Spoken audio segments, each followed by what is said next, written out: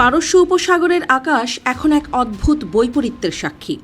একদিকে অত্যাধুনিক মার্কিন ইগল টু ফাইটারের গর্জন, অন্যদিকে পঙ্গপালের মতো ধেয়ে আসা সস্তা ইরানি ড্রোন।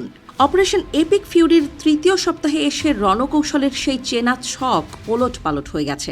যেখানে আমেরিকার লক্ষ্য ছিল ইরানকে সামরিকভাবে পঙ্গু করে দেয়া, সেখানে ইরান পাল্টা চাল দিয়েছে শিল্পগত ক্লান্তির এক ভয়ঙ্কর ফাঁদ, যাকে বলা হচ্ছে অসমতার ফাঁদ। ইরানের তৈরি এক একটি শাহেদ ড্রোনের দাম বড়জোর 20 থেকে 50 হাজার ডলার, কিন্তু এই সস্তা ড্রোনগুলোকে আকাশেই ধ্বংস করতে আমেরিকাকে খরচ করতে হচ্ছে এক একটি ইন্টারসেপ্টর মিসাইল, যার মূল্য 3 মিলিয়ন থেকে 12 মিলিয়ন ডলার পর্যন্ত। অর্থাৎ একটি মশা মারতে গিয়ে আমেরিকা যেন কামান দাগছে, আর তাতে খালি হয়ে যাচ্ছে তাদের দীর্ঘদিনের জমানো অস্ত্রের ভাণ্ডার। প্রতিরক্ষা বিশ্লেষক রুবেন এফ জনসন হুঁশিয়ারি দিয়ে বলেছেন, আমেরিকার এই বিপুল দামি ক্ষেপণাস্ত্রের মজুদ ফুরিয়ে আসছে। উৎপাদনের গতি যে হারে কম, যুদ্ধের ময়দানে ব্যবহারের হার তার চেয়ে বহুগুণ বেশি। ফলে পেন্টাগন এখন এক কঠিন সংকটে। যদি এই সস্তা ড্রোনের বৃষ্টি চলতেই থাকে, তবে কি একসময় বিশ্বের সবচাইতে শক্তিশালী সামরিক বাহিনীর তুন খালি হয়ে যাবে? নগদ নিয়ে এলো হার না মানা হার অফার। সর্বনিম্ন 10,000 টাকা রেমিটেন্স নগদে পাঠালে থাকছে স্বর্ণের হার জেতার সুযোগ।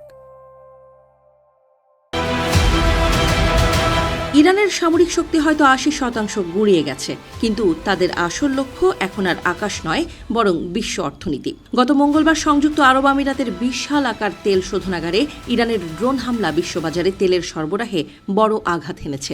হরমুজ প্রণালী, যা বৈশ্বিক জ্বালানি চলাচলের লাইফলাইন, সেখানেও এখন ছড়িয়ে আছে ইরানি মাইন। তেহরান থেকে সরাসরি বার্তা দেওয়া হয়েছে, বিশ্ব যেন প্রস্তুত থাকে প্রতি ব্যারেল তেলের দাম $200 দেখার জন্য। ইরানের রণকৌশল এখন পরিষ্কার। সামরিকভাবে হারলেও তারা পশ্চিমার অর্থনীতিকে ধ্বংস করতে চায়। জ্বালানি তেলের দাম আকাশচুম্বী করে তারা পশ্চিমাদের জনজীবনকে স্থবির করে দেওয়ার এক মরণপণ খেলায় মেতেছে। ইসরায়েল এবং আমেরিকা তাদের এয়ার ক্যাম্পেইন বা বিমান হামলা নিয়ে নতুন করে ভাবতে বাধ্য হচ্ছে। ইউক্রেন যেখানে $1,000 সস্তা ইন্টারসেপ্টর তৈরি করে তাক লাগিয়ে দিয়েছে, সেখানে আমেরিকা কেন এখনো কোটি টাকার মিসাইলের ওপর নির্ভরশীল, তা নিয়ে খোদ ওয়াশিংটনেই প্রশ্ন উঠতে শুরু করেছে। যুদ্ধের ময়দান এখন কেবল সাহসের নয়, বরং সাশ্রয়ী প্রযুক্তির লড়াইয়ে রূপ নিয়েছে।